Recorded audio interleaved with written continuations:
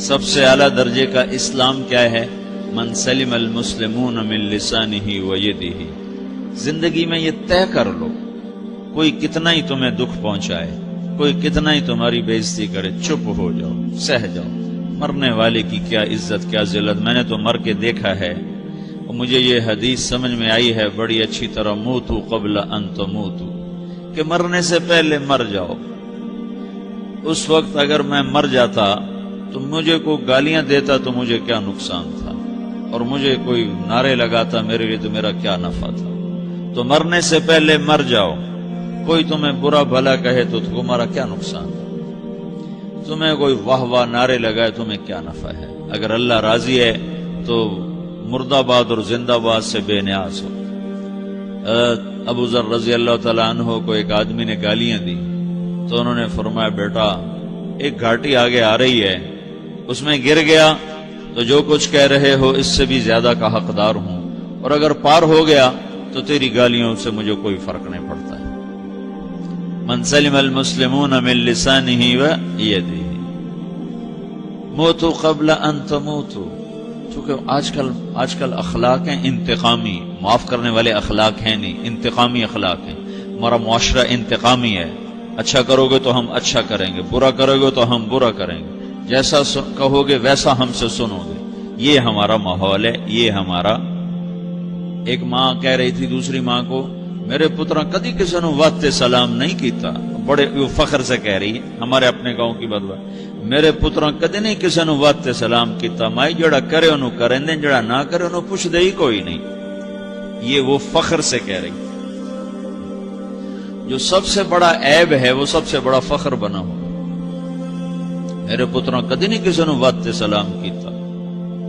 جب ماں باپ نے یہ سبق دیا تو اولاد کا کیا قصور ہے؟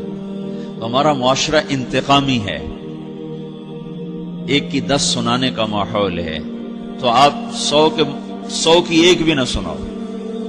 احنف بن قیس رضی اللہ تعالیٰ عنہ پہ ایک آدمی نے چڑھائی کر کہنے لگا ایک سناؤ گے نا تو 10 سنو گے میری طرف سے۔ تو احنف بن قیس کہنے لگے بھائی تو مجھے 100 بھی سنائے گا نا تو میری طرف سے ایک بھی تو نہیں سنے گا۔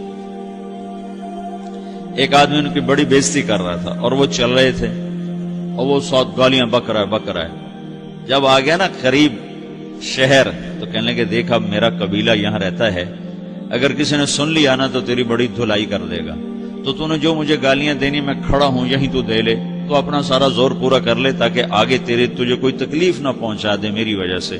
تو وہ پاؤں پہ گر کے معافی مانگنے لگا کہ واقعی تو بڑے حلم والا ہے۔ وہ مشہور تھے اپنے حلم میں، بردباری، اور لوگ ان کا امتحان لینے آیا کرتے تھے کہ بھئی کوئی ہے جو احنف کو غصہ دلا دے، تو لوگ ناکام ہو جاتے تھے، ان کو غصہ نہیں آتا۔ ایسے ایک عرب سردار گزرا معن بن زائدہ، وہ بھی اپنے حلم میں بڑے مشہور تھے۔ ایک دفعہ لوگوں میں شرط لگ گئی کہ کوئی ہے معن بن زائدہ کو غصہ دلائے تو ہم اس کو انعام دیں گے۔ تو ایک شاعر نے کہا میں غصہ دلاتا ہوں، تم دیکھنا ایسے سیخ پا ہو جائے گا جیسے جانور۔ تو وہ چلا گیا اس کی مجلس میں، دربار لگا، عرب سردار تھا بہت بڑا، دربار لگا ہوا، تو کہتا السلام علیکم، وعلیکم السلام۔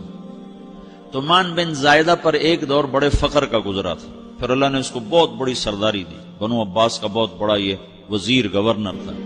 تو کہتا اتذکر اذ لحافک جلد شاۃ واذ نعلاک من جلد البعیر، کہوں بھائی تو یہ یاد ہے جب تیرا بستر بکری کی کھال تھا اور تیرے جوتے اونٹ کی کھال کے تھے؟ تو کہنے لگا کیوں نہیں یاد، بھلا کوئی ماضی بھی بھولتا ہے؟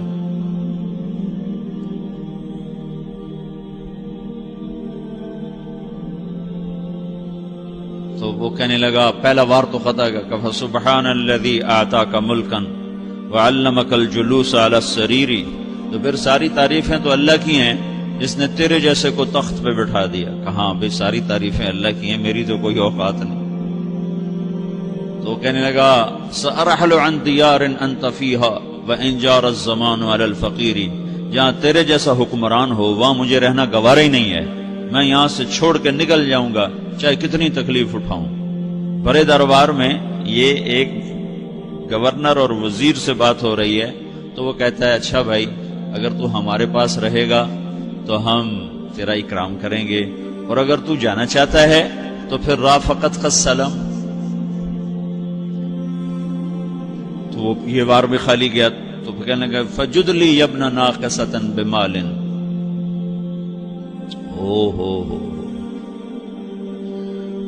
او گندی ماں کے بیٹے مجھے کچھ عطا بھی کر، میں بغیر پیسے کے سفر کیسے کروں گا؟ عرب کو کسی کو بھی ماں کی گالی دے دینا اور پھر عرب سردار ہو۔ فجد لی یبن ناقصۃ بمال، بری ماں کے بیٹے مجھے کچھ پیسے بھی دے، میں نے جانا ہے۔ میں کہا بھائی اس کو 3000 دے دیا جائے۔ اللہ، تو کہنے لگا قلیل ما آتیتنی وانی لأطمع منک فی الکثیر، یہ تو بہت تھوڑا تو نے دیا ہے، مجھے اور دے۔ کہا اچھا بھائی 3000 اور دے دو۔ تو وہ شاعر کی بھی آنکھیں پھٹ گئیں، کہنے لگا اب ٹھہر جا ٹھہر جا، اب میں تیری اصل تجھے بتاتا ہوں۔ سألت اللہ ان یبقیک ذخرا فما لک فی البریۃ من نذیر، میں اللہ سے دعا کرتا ہوں اللہ تیرے جیسوں کو سلامت رکھے، تیرے جیسا دنیا میں کسی ماں نے جنا ہی کوئی نہیں۔ فمنک الجود والافضال حقا وفضل یدیک کالبحر الغزیر، تو ہی سخی ہے، تو ہی کریم ہے، اور سمندر بھی تیری سخاوت کے آگے کچھ نہیں ہے۔ تو نے کہا اچھا بھائی تو نے ہماری برائی کی، ہم نے تمہیں 6000 دیے، اب تو نے ہماری تعریف کی، ابھی 10,000 اور دے دو اس کو۔ باتیں ہی رہ گئیں، باتیں ہی رہ گئیں۔ کہاں سے لائیں ایسے لوگ؟ ہمارا معاشرہ انتقامی ہے، بدلہ لینے کا ہے، بدلہ لینے کا۔ تو میرے ساتھ کیا میں نے بھی کرنا ہے۔ تو اعلیٰ درجے کا اسلام یہ سکھا رہا نہیں چپ ہو جاؤ، سلامت بن جاؤ، سلامتی بن جاؤ، سلامتی کی علامت بن جاؤ۔ من سلم المسلمون من لسانہ ویدہ۔ اب وہ سوال کرتا ہے یا رسول اللہ ای الایمان افضل، سب سے اعلیٰ درجے کا ایمان کیا ہے؟ اسلام کیا ہے؟ کلمہ، نماز، روزہ، حج، زکوٰۃ۔ اعلیٰ درجے کا اسلام کیا ہے؟ من سلم المسلمون من لسانہ ویدہ۔ یہ اخلاق کا ادنا درجہ ہے، ادنا درجہ ہے۔ ادنا درجے پر پہنچ کر آپ اسلام میں اعلیٰ درجے پر آ سکتے ہیں۔ وہ سوال کرتا ہے ایمان کیا ہے؟ تو آپ نے کہا اللہ پر، فرشتوں پر، کتابوں پر، رسولوں پر، موت کے بعد کی زندگی پر، تقدیر پر۔ اب ایک اور سائل سوال کرتا ہے ای الایمان افضل، سب سے اعلیٰ درجے کا ایمان کیا ہے؟ تو آپ نے فرمایا حسن الاخلاق، اچھے اخلاق سب سے اعلیٰ درجے کا ایمان ہے۔ جو آدمی اسلام میں، جو آدمی اخلاق میں، جو مرد عورت اخلاق میں ادنا درجے پر ہوتا ہے وہ اسلام میں اعلیٰ درجے پر پہنچتا ہے۔ اب اگر وہ اخلاق میں اعلیٰ درجے پر آ جائے تو اب یہ کہاں پہنچے گا؟ اب یہ کہاں پہنچے گا؟ میرا نبی کہہ رہا ہے سب سے اعلیٰ درجے کا ایمان ہے حسن اخلاق، حسن اخلاق۔ ابو ہریرہ نے پوچھا یا رسول اللہ وما حسن الاخلاق، یہ بھی ایک اور حدیث ہے، یا رسول اللہ حسن اخلاق کیا چیز ہے؟ تو آپ نے 3 چیزیں فرمائی، تصل من قطعک وتعطی من حرمک وتعفو عمن ظلمک، جو تم سے توڑے نہ تم اس سے جوڑو، نہیں کرتا سلام نہ کریں، کوئی ہم چھوٹے باپ کے ہیں، ہم تو کبھی بھی نہ کریں، ہم تو کبھی بھی نہ منہ تھوکیں بھی نہیں، ہم تو میرا نبی کہہ رہا ہے جو توڑے تم اس سے جوڑو، جو محروم کرے اسے عطا کرو، جو زیادتی کرے اس سے درگزر کرو۔ یہ 3 کام جو عورت مرد کر لے گا یہ اخلاق کے اعلیٰ درجے میں ہے۔ جب یہ اخلاق کے اعلیٰ درجے پر پہنچتا ہے تو پھر میرا نبی کیا بشارت دیتا ہے؟